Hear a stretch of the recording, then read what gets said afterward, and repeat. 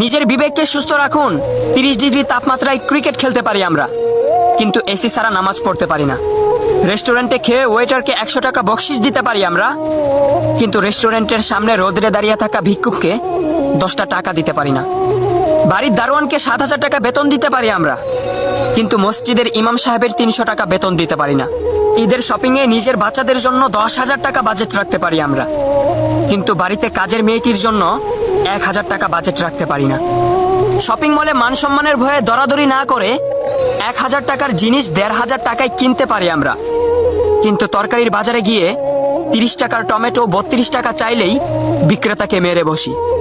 200 টাকার বাস ভাড়া 2,000 টাকা দিয়ে কার নিয়ে যেতে পারি আমরা, কিন্তু রিক্সাওয়ালা 10 টাকার ভাড়া 15 টাকা চাইলেই থাপ্পড় দিতে দেরি করি না। শরীর পরিষ্কার রাখার জন্য 1000 টাকার সাবান ফেস ওয়াশ ব্যবহার করতে পারি আমরা, কিন্তু সম্পদ পবিত্র রাখার জন্য